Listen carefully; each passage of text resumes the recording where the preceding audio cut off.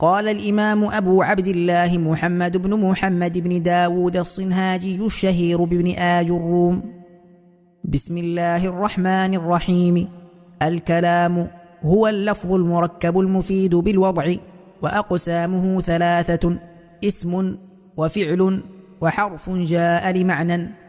فالاسم يعرف بالخفض والتنوين ودخول الألف واللام وحروف الخفض، وهي من وإلى وعن وعلى وفي ورب والباء والكاف واللام، وحروف القسم وهي الواو والباء والتاء. والفعل يعرف بقد والسين وسوف وتاء التأنيث الساكنة. والحرف ما لا يصلح معه دليل الاسم ولا دليل الفعل. باب الإعراب. الإعراب هو تغيير أواخر الكلم لاختلاف العوامل الداخلة عليها لفظا أو تقديرا. وأقسامه أربعة: رفع ونصب وخفض وجزم. فللأسماء من ذلك الرفع والنصب والخفض ولا جزم فيها. وللأفعال من ذلك الرفع والنصب والجزم ولا خفض فيها. باب معرفة علامات الإعراب. للرفع 4 علامات: الضمة والواو والألف والنون. فأما الضمة فتكون علامة للرفع في 4 مواضع: في الاسم المفرد وجمع التكسير وجمع المؤنث السالم والفعل المضارع الذي لم يتصل بآخره شيء. وأما الواو فتكون علامة للرفع في موضعين: في جمع المذكر السالم وفي الأسماء 5، وهي أبوك وأخوك وحموك وفوك وذو مال. وأما الألف فتكون علامة للرفع في تثنية الأسماء خاصة. وأما النون فتكون علامة للرفع في الفعل المضارع إذا اتصل به ضمير تثنية أو ضمير جمع أو ضمير المؤنثة المخاطبة. وللنصب 5 علامات: الفتحة والألف والكسرة والياء وحذف النون.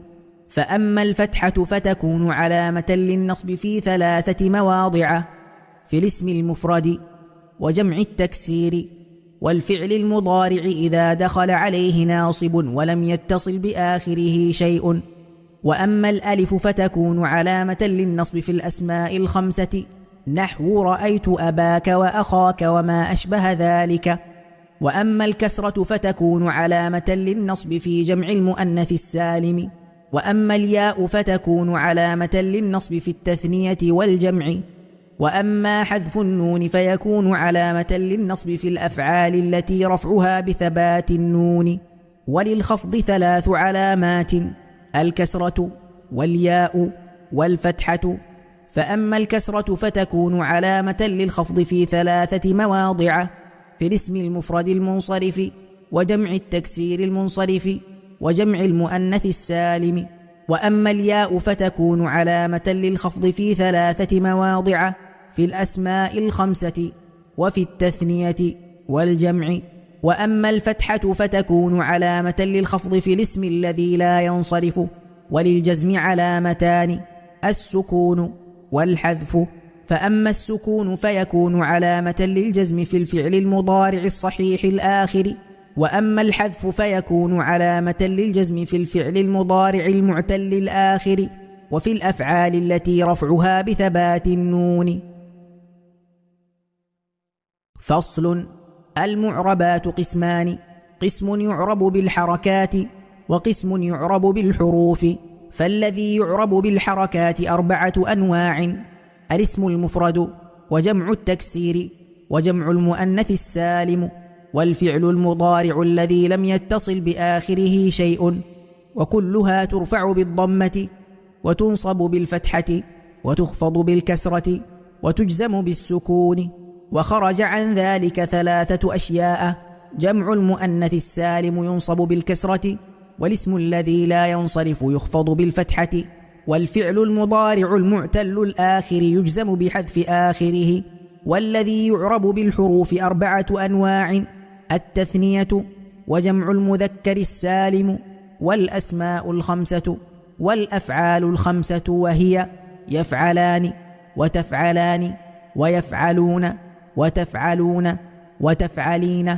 فأما التثنية فترفع بالألف وتنصب وتخفض بالياء. وأما جمع المذكر السالم فيرفع بالواو وينصب ويخفض بالياء. وأما الأسماء 5 فترفع بالواو وتنصب بالألف وتخفض بالياء. وأما الأفعال 5 فترفع بالنون وتنصب وتجزم بحذفها.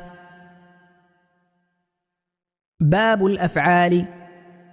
الأفعال 3: ماض، ومضارع، وأمر، نحو ضرب، ويضرب، واضرب. فالماضي مفتوح الآخر أبدا، والأمر مجزوم أبدا. والمضارع ما كان في أوله إحدى الزوائد 4 يجمعها قولك أنيت، وهو مرفوع أبدا حتى يدخل عليه ناصب أو جازم. فالنواصب 10، وهي أن، ولن، وإذا، وكي، ولام كي، ولام الجحود، وحتى، والجواب بالفاء والواو، وأو. والجوازم 18، وهي لم، ولما، وألم، وألما، ولام الأمر والدعاء، ولا في النهي والدعاء، وإن، وما، ومن، ومهما، وإذما، وأي، ومتى، وأيان، وأين، وأنى، وحيثما، وكيفما، وإذا في الشعر خاصة. باب مرفوعات الأسماء. المرفوعات 7، وهي الفاعل، والمفعول الذي لم يسم فاعله، والمبتدأ، وخبره، واسم كان وأخواتها، وخبر إن وأخواتها. والتابع للمرفوع وهو 4 أشياء: النعت، والعطف، والتوكيد، والبدل. باب الفاعل. الفاعل هو الاسم المرفوع المذكور قبله فعله، وهو على قسمين: ظاهر ومضمر. فالظاهر نحو قولك قام زيد، ويقوم زيد، وقام الزيدان، ويقوم الزيدان، وقام الزيدون، ويقوم الزيدون، وقام أخوك، ويقوم أخوك.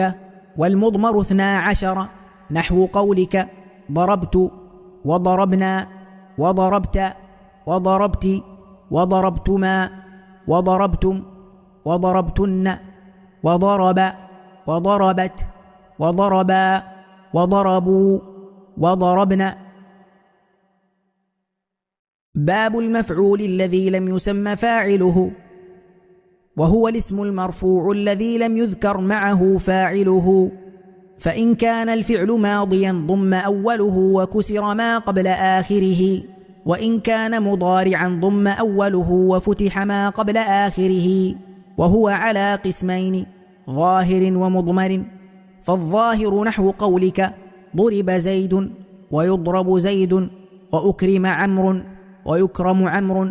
والمضمر 12، نحو قولك ضربت، وضربنا، وضربت، وضربت، وضربتما، وضربتم، وضربتن، وضرب، وضربت، وضربا، وضربوا، وضربن. باب المبتدأ والخبر. المبتدأ هو الاسم المرفوع العاري عن العوامل اللفظية، والخبر هو الاسم المرفوع المسند إليه، نحو قولك زيد قائم، والزيدان قائمان، والزيدون قائمون. والمبتدأ قسمان: ظاهر ومضمر. فالظاهر ما تقدم ذكره.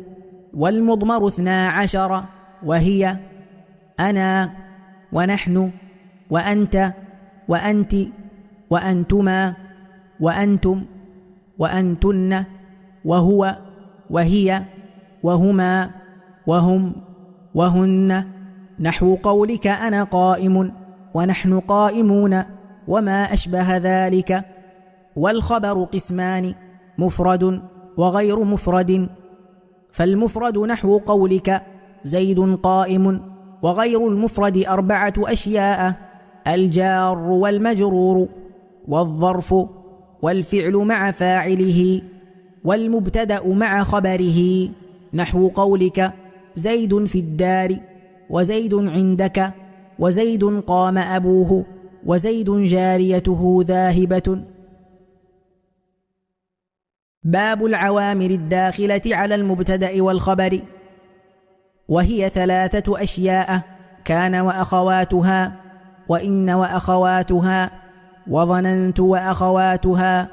فأما كان وأخواتها فإنها ترفع الاسم وتنصب الخبر، وهي كان وأمسى وأصبح وأضحى وظل وبات وصار وليس وما زال وما انفك وما فتئ وما برح وما دام وما تصرف منها، نحو كان ويكون وكن وأصبح ويصبح وأصبح.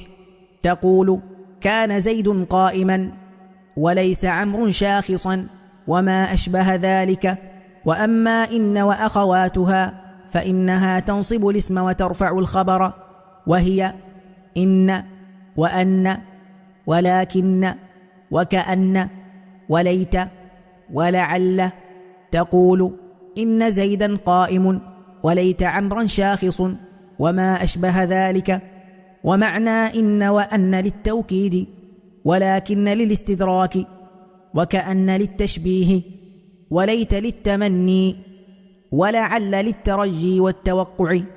وأما ظننت وأخواتها فإنها تنصب المبتدأ والخبر على أنهما مفعولان لها، وهي ظننت وحسبت وخلت وزعمت ورأيت وعلمت ووجدت واتخذت وجعلت وسمعت.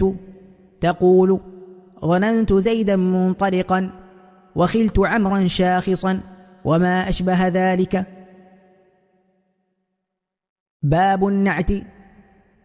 النعت تابع للمنعوت في رفعه ونصبه وخفضه وتعريفه وتنكيره. تقول قام زيد العاقل ورأيت زيدا العاقل ومررت بزيد العاقل. والمعرفة 5 أشياء: الاسم المضمر نحو أنا وأنت، والاسم العلم نحو زيد ومكة، والاسم المبهم نحو هذا وهذه وهؤلاء، والاسم الذي فيه الألف واللام نحو الرجل والغلام، وما أضيف إلى واحد من هذه 4. والنكرة كل اسم شائع في جنسه لا يختص به واحد دون آخر، وتقريبه كل ما صلح دخول الألف واللام عليه نحو الرجل والفرس. باب العطف. وحروف العطف 10، وهي الواو والفاء وثم وأو وأم وإما وبل ولا ولكن وحتى في بعض المواضع. فإن عطفت بها على مرفوع رفعت، أو على منصوب نصبت، أو على مخفوض خفضت، أو على مجزوم جزمت. تقول قام زيد وعمر ورأيت زيدا وعمرا ومررت بزيد وعمر. باب التوكيد. التوكيد تابع للمؤكد في رفعه ونصبه وخفضه وتعريفه، ويكون بألفاظ معلومة، وهي النفس والعين وكل وأجمع وتوابع أجمع، وهي أكتع وأبتع وأبصع. تقول قام زيد نفسه ورأيت القوم كلهم ومررت بالقوم أجمعين. باب البدل. إذا أبدل اسم من اسم أو فعل من فعل تبعه في جميع إعرابه، وهو على 4 أقسام: بدل الشيء من الشيء، وبدل البعض من الكل، وبدل الاشتمال، وبدل الغلط. نحو قولك: قام زيد أخوك، وأكلت الرغيف ثلثه، ونفعني زيد علمه، ورأيت زيدا الفرس. أردت أن تقول الفرس فغلطت فأبدلت زيدا منه. باب منصوبات الأسماء. المنصوبات 15، وهي: المفعول به، والمصدر، وظرف الزمان، وظرف المكان، والحال، والتمييز، والمستثنى، واسم لا، والمنادى، والمفعول من أجله، والمفعول معه، وخبر كان وأخواتها، واسم إن وأخواتها. والتابع للمنصوب وهو 4 أشياء: النعت، والعطف، والتوكيد، والبدل. باب المفعول به، وهو الاسم المنصوب الذي يقع به الفعل. نحو: ضربت زيدا، وركبت الفرس. وهو قسمان: ظاهر ومضمر، فالظاهر ما تقدم ذكره. والمضمر قسمان: متصل ومنفصل، فالمتصل 12. نحو قولك: ضربني، وضربنا، وضربك، وضربك، وضربكما، وضربكم، وضربكن، وضربه، وضربها، وضربهما، وضربهم، وضربهن. والمنفصل 12. نحو قولك: إياي، وإيانا، وإياك، وإياك، وإياكما، وإياكم، وإياكن، وإياه، وإياها، وإياهما، وإياهم، وإياهن. باب المصدر. المصدر هو الاسم المنصوب الذي يجيء ثالثا في تصريف الفعل. نحو: ضرب يضرب ضربا. وهو قسمان: لفظي ومعنوي، فإن وافق لفظه لفظ فعله فهو لفظي. نحو: قتلته قتلا. وإن وافق معنى فعله دون لفظه فهو معنوي. نحو: جلست قعودا، وقمت وقوفا. باب ظرف الزمان وظرف المكان. ظرف الزمان هو اسم الزمان المنصوب بتقدير في. نحو: اليوم، والليلة، وغدوة، وبكرة، وسحرا، وغدا، وعتمة، وصباحا، ومساء، وأبدا، وأمدا، وحينا، وما أشبه ذلك. وظرف المكان هو اسم المكان المنصوب بتقدير في. نحو: أمام، وخلف، وقدام، ووراء، وفوق، وتحت، وعند، ومع، وإزاء، وحذاء، وتلقاء، وهنا، وثم، وما أشبه ذلك. باب الحال. الحال هو الاسم المنصوب المفسر لمن بهم من الهيئات. نحو قولك: جاء زيد راكبا، وركبت الفرس مسرجا، ولقيت عبد الله راكبا، وما أشبه ذلك. ولا يكون الحال إلا نكرة، ولا يكون إلا بعد تمام الكلام، ولا يكون صاحبها إلا معرفة. باب التمييز. التمييز هو الاسم المنصوب المفسر لمن بهم من الذوات. نحو قولك: تصبب زيد عرقا، وتفقأ بكر شحما، وطاب محمد نفسا، واشتريت 20 غلاما، وملكت 90 نعجة، وزيد أكرم منك أبا، وأجمل منك وجها. ولا يكون إلا نكرة، ولا يكون إلا بعد تمام الكلام. باب الاستثناء. وحروف الاستثناء 8، وهي: إلا، وغير، وسوى، وسوى وسواء وخلا وعدا وحاشا. فالمستثنى بإلا ينصب إذا كان الكلام تاما موجبا، نحو قام القوم إلا زيدا وخرج الناس إلا عمرا. وإن كان الكلام منفيا تاما جاز فيه البدل والنصب على الاستثناء، نحو ما قام القوم إلا زيد وإلا زيدا. وإن كان الكلام ناقصا كان على حسب العوامل، نحو ما قام إلا زيد وما ضربت إلا زيدا وما مررت إلا بزيد.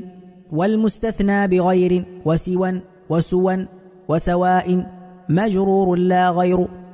والمستثنى بخلا وعدا وحاشا يجوز نصبه وجره، نحو قام القوم خلا زيدا وزيد وعدا عمرا وعمر وحاشا زيدا وزيد.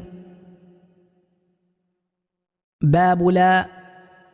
اعلم أن لا تنصب النكرات بغير تنوين إذا باشرت النكرة ولم تتكرر لا، نحو لا رجل في الدار، فإن لم تباشرها وجب الرفع ووجب تكرار لا، نحو لا في الدار رجل ولا امرأة. وإن تكررت جاز إعمالها وإلغاؤها، نحو لا رجل في الدار ولا امرأة. وإن شئت قلت لا رجل في الدار ولا امرأة. باب المنادى. المنادى 5 أنواع: المفرد العلم، والنكرة المقصودة، والنكرة غير المقصودة، والمضاف، والمشبه بالمضاف. فأما المفرد العلم والنكرة المقصودة فيبنيان على الضم من غير تنوين، نحو يا زيد ويا رجل. والثلاثة الباقية منصوبة لا غير. باب المفعول من أجله، وهو الاسم المنصوب الذي يذكر بيانا لسبب وقوع الفعل، نحو قولك قام زيد إجلالا لعمر وقصدتك ابتغاء معروفك. باب المفعول معه، وهو الاسم المنصوب الذي يذكر لبيان من فعل معه الفعل، نحو قولك جاء الأمير والجيش واستوى الماء والخشبة.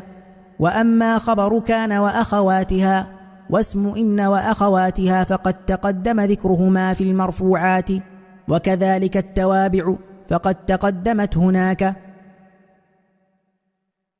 باب مخفوضات الأسماء.